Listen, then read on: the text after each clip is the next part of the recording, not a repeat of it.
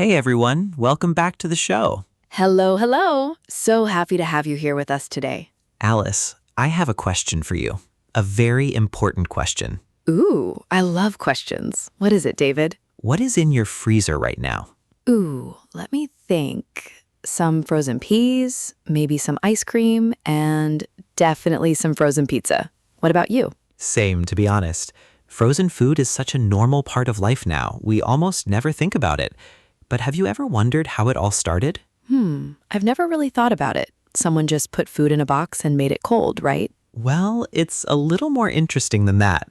Today we're going to read a passage about the history of frozen food, and we'll learn 8 reading skills along the way. Frozen food history. I'm actually curious now. Let's do it. Here is the plan. In part 1, we read the passage together. In part 2, we learn the 8 skills. In part 3, a quick review. And in part 4, we practice together with real exam-style questions. And remember, if you're half listening while cooking or commuting, that's totally fine. Just relax and let it play. Let's start. Okay, welcome to part 1. This is the reading passage. The title is Frozen Food, a U.S. perspective on the development of the frozen food industry. Don't worry about the long title. We'll explain everything as we go. I will read some key parts of the passage slowly. After each part, Alice will explain the main idea in simple English. Then we move on. Ready? Let's read. At some point in history, humans discovered that ice preserved food. There's evidence that winter ice was stored to preserve food in the summer as far back as 10,000 years ago. 2,000 years ago, the inhabitants of South America's Andean mountains had a unique means of conserving potatoes for later consumption. They froze them overnight, then trampled them to squeeze out the moisture, then dried them in the sun. Okay, let me explain that in simple English. People discovered a long time ago that ice can keep food fresh. 10,000 years ago, people saved winter ice to use in summer. And 2,000 years ago, people in the Andes Mountains in South America found a clever way to keep potatoes. They froze them at night, then stepped on them to push the water out, then dried them in the sun. Smart, right? One important word, conserving. Conserving means keeping something safe, saving it for later.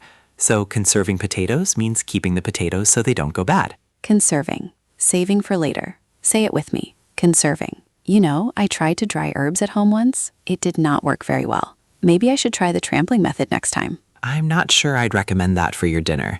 Anyway, let's keep going. Natural ice remained the main form of refrigeration until late in the 19th century. In the early 1800s, ship owners from Boston, USA had enormous blocks of Arctic ice towed all over the Atlantic for the purpose of food preservation. In 1851, railroads first began putting blocks of ice in insulated rail cars to send butter from Ogdensburg, New York to Boston. Great. So for a very long time, people used natural ice from nature, like from frozen lakes, to keep food cold. In the early 1800s, ship owners in Boston pulled huge pieces of Arctic ice across the Atlantic Ocean. And in 1851, trains started using ice in special rail cars to send butter from New York to Boston. Insulated is the key word here. Insulated means protected from heat or cold, like a thermos bottle that keeps your coffee hot or your water cold. So, quick recap. Paragraph A was about the very old history of keeping food cold. Paragraph B is about natural ice being used on ships and trains. Got it. Finally, in 1870, Australian inventors found a way to make mechanical ice. They used a compressor to force a gas through a condenser. The compressed gas gave up some of its heat as it moved through the condenser. Then the gas was released quickly into a low-pressure evaporator coil, where it became liquid and cold. Air was blown over the evaporator coil, and then this cooled air passed into an insulated compartment, lowering its temperature to freezing point. Okay, this paragraph is a little technical, but here's the simple version. In 1870, Australian inventors made ice using a machine, not nature. The machine used gas and pressure to make things cold. It's like how your fridge works today. The main idea? Humans learned to make ice mechanically. Don't worry about the details of the machine. For the exam, you just need to know mechanical ice was invented in Australia in 1870. Quick question for you, no pressure. Who invented mechanical ice? Was it Americans, Australians, or Canadians? The answer is Australians. If you got that right, nice one. Initially, this process was invented to keep Australian beer cool even in hot weather. But Australian cattlemen were quick to realize that if they could put this new invention on a ship, they could export meat across the oceans. In 1880, a shipment of Australian beef and mutton was sent frozen to England. While the food frozen this way was still palatable, there was some deterioration.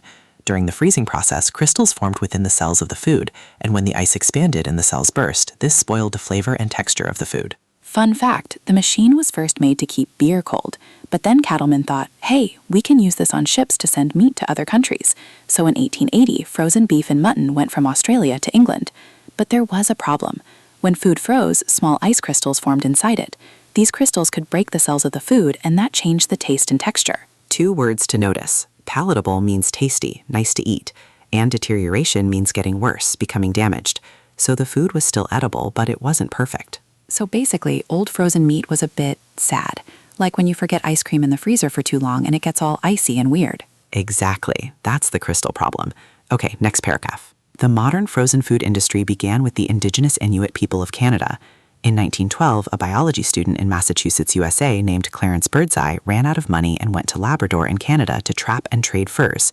While he was there, he became fascinated with how the Inuit would quickly freeze fish in the Arctic air.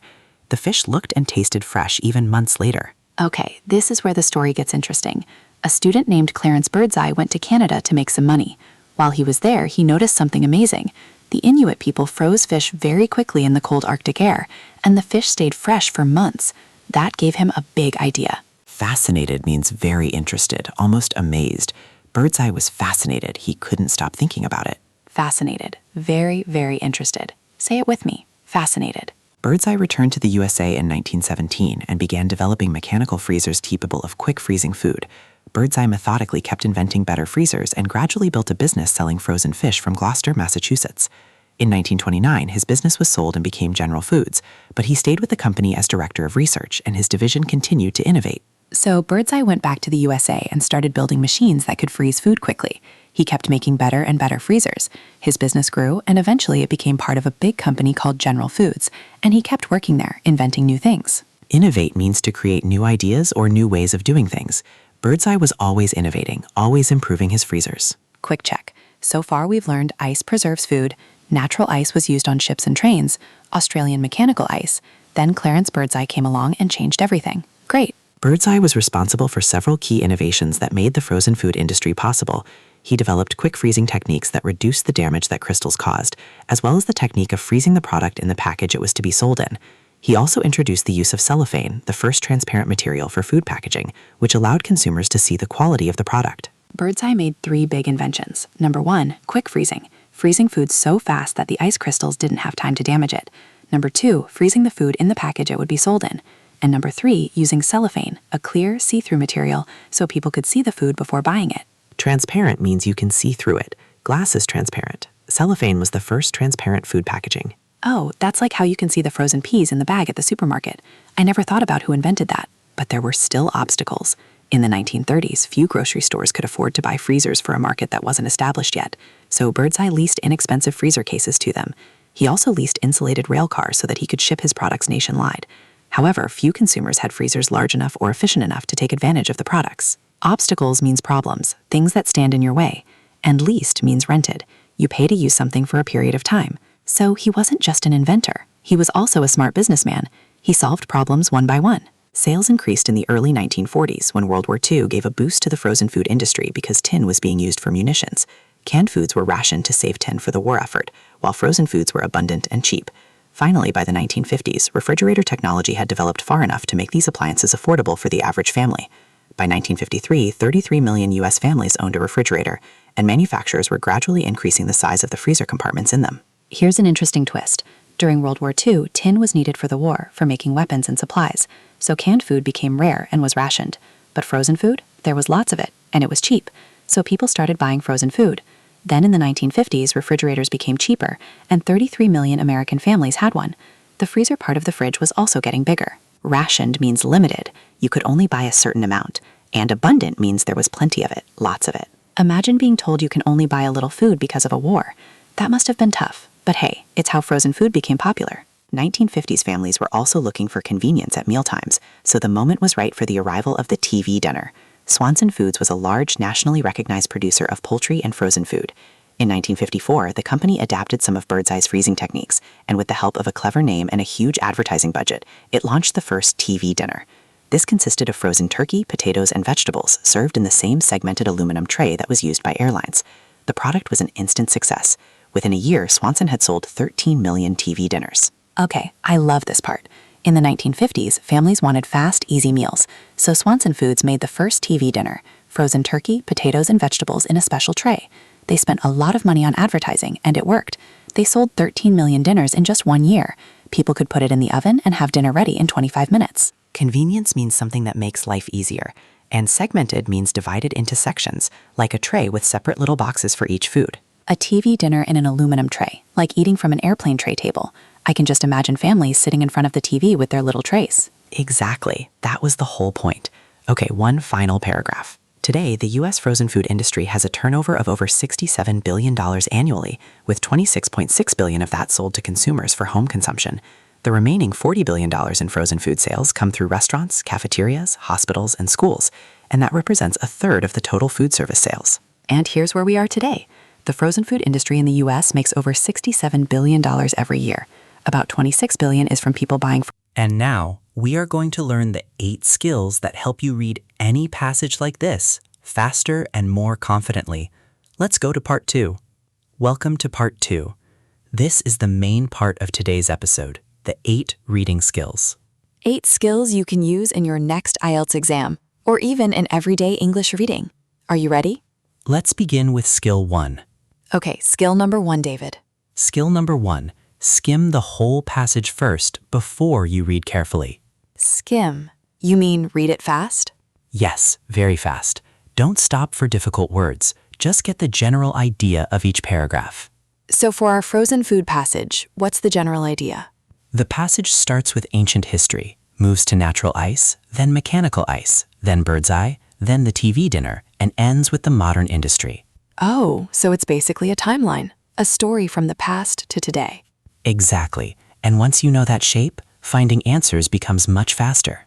Why does that help so much? Because if a question asks about bird's eye, you already know. That's probably in the middle of the passage. You don't need to search the whole text. That makes a lot of sense. I always used to read the whole thing carefully. No more. Here is a tip. When you skim, only read the first sentence of each paragraph. That sentence usually tells you what the paragraph is about. Say this with me. Skim first. Skill number 2. Always read the questions first before you scan for answers. Wait, isn't that obvious? You'd think so, but many students start reading the passage in detail before they even know what they're looking for. Ah, so they waste time reading things they don't need. Exactly. If the question asks about tin, you already know which words to look for. So the question guides the reading, not the other way around. Perfectly said. The question is your map. Read the map before you start walking. The question is your map. Say it with me. The question is your map. Okay, skill 3. Scan for keywords. Don't read every word. Let your eyes jump to the important ones. What counts as a keyword? Names, numbers, dates, and unusual words. For example, in our passage, bird's eye, 1870, cellophane, TV dinner. So if a question asks about a specific year, I just scan for numbers? Exactly. Your eyes move down the page quickly, like a camera, looking for the important things. Like a camera. My eyes are a camera. I love that. Numbers and dates are always easy to spot. If a question mentions 1880, your eyes will find it very quickly. All right, quick pit stop. So far we've got skim first, questions are your map, and now eyes like a camera for keywords. 3 down, 5 to go. Skill 4 is a really useful one. Watch for paraphrasing. What do you mean by paraphrasing? The question will almost never use the exact same words as the passage. It will use synonyms instead. Can you give me an example from our frozen food passage? Sure. The passage says mechanical ice. A question might say ice made by machine. Oh, mechanical becomes made by machine. Exactly. Same meaning, different words. That sounds hard. It gets easier with practice, honestly. The skill is simply don't look for the same words. Look for the same meaning. Say that again, David. I want to remember it. Don't look for the same words. Look for the same meaning. Don't look for the same words. Look for the same meaning. Say it with me. Skill 5? Find the topic sentence. Usually the first sentence of a paragraph tells you what the whole paragraph is about. So in paragraph I, the first sentence says, sales increased in the early 1940s. Right. So immediately you know this paragraph is about sales going up, about the industry growing. So I don't need to read the whole paragraph carefully unless the question is about sales. Exactly right. The topic sentence is like a sign on a door. It tells you what is inside before you open the door. Let's practice. Listen to this first sentence. What is the paragraph about? Birdseye was responsible for several key innovations that made the frozen food industry possible. The paragraph is about innovations, new inventions by Birdseye. That is paragraph G. Did you get it right?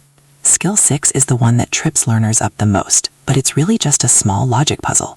True, false, not given questions. Oh no, I always get confused with not given. Everyone does it first. Here is the key difference.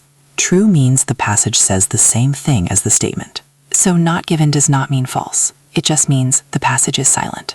No information. Exactly. The passage is silent. Say it with me. The passage is silent. And here's a fun little trick this question type likes to play. Sometimes the statement adds extra information, like a reason or a detail that the passage never mentions. That's usually not given, not false. Ooh, so watch out for extra details that come out of nowhere. Good tip. Okay, let me test you. Here's a statement. Birdseye traveled to Labrador to learn how the Inuit froze fish. The passage says he went to Labrador to trap and trade furs. He became fascinated by the Inuit freezing method, but he didn't go there to learn it. That was just something he noticed. So the answer is false. The reason is wrong. Correct. The passage says he went for furs, not to learn freezing. Now try this one. The ice transportation business made some Boston ship owners very wealthy. The passage says ship owners towed ice across the Atlantic, but it never says they became wealthy. So the answer is not given. The passage is silent about their money. Perfect. You just used skill 6 correctly. Twice. Skill 7, manage your time. If one question is taking too long, skip it and come back later. But isn't it bad to leave a question unanswered? It's worse to spend 5 minutes on one hard question and lose time for 5 easy ones. Oh, so one hard question can cost you many easy points. Exactly. Always guess something, mark it, and move on. You can come back at the end if you have time. A good rule of thumb, roughly 1.5 minutes per question. If you're still stuck after that, move on and come back later. And our last skill, skill 8. Guess unknown words from context. You will never know every word, and that is completely normal. Oh, that is so good to hear. For example, imagine you don't know the word palatable in our passage, but the sentence says the food was still palatable, even though there was some deterioration, and the next sentence talks about the flavor being spoiled. So I can guess, palatable must mean the food still tasted okay.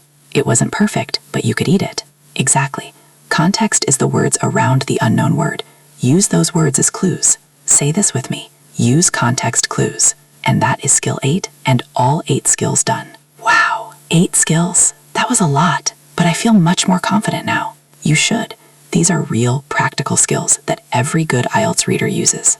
And the important thing is, these skills work together. Skim, read the questions, scan for keywords, watch for paraphrasing, topic sentence, true, false, not given, time management, context clues. They are a team, all 8 working together. Let's go review them quickly. Before we move on to part 3, David, where can students practice these reading logic skills? Definitely check out IELTSlogic.com. It offers full reading passage breakdowns, listening practice, and speaking logic chain training. That's awesome! Built by system architects to sharpen your analytical thinking. Visit IELTSlogic.com today. Welcome to part 3. Quick review, no pressure, just a fun recap. This time I'm going to quiz Alice. Oh no. Okay, I'm ready. Test me. Skill 1, what do we do first? Read every word very carefully? No, that's the opposite. Skim first. Get the big picture. Right. Skim first. I knew that. Okay, skill 2? Read the questions before you scan. Good. Skill 3? Scan for keywords, not full sentences. Eyes like a camera. Nice. Skill 4? Watch for paraphrasing. Don't look for the same words. Look for the same meaning. Great. Skill 5? Find the topic sentence, like a sign on a door. Exactly. Skill 6? True, false, not given. And remember, the passage is silent for not given. Excellent. Skill 7? Manage your time. Don't get stuck. Move on and come back. And skill 8? Guess unknown words from context. Use the words around them as clues. 8 for 8. Well done, Alice. 8 skills. I think I got them all this time. Well, almost. You nearly said read every word at the start. That one doesn't count. I was warming up. Now, if you feel like it, try saying all 8 out loud yourself. No pressure. Even remembering 4 or 5 is great. However you did, that is genuine progress. 8 skills reviewed, quickly and clearly. Remember, you don't need to memorize the names. You need to do them. Skills are actions, not words. Alice, a quick reminder for our listeners before we head into part 4. Yes, for complete reading sentence analysis, synonym replacements, and solution pathways, head over to IELTSlogic.com. It's designed by IELTS experts to help you build clear logic. Check out IELTSlogic.com and boost your score. Now, the most important part, putting the skills into action. Let's go to part 4. Welcome to part 4, practice time. We are going to use our frozen food passage, and we'll do a few real exam-style questions together. Try to answer before we give you the answer if you can. Say it out loud if you like. No pressure though, just listening carefully works too. After each question, we pause. Then we go back to the passage, look at the exact line, and explain the answer. First, let's try a fill-in-the-blank question. 2,000 years ago, people conserved the nutritional value of blank using a method of freezing then drying. Let's go back to paragraph A. The passage says, 2,000 years ago, the inhabitants of South America's Andean mountains had a unique means of conserving potatoes through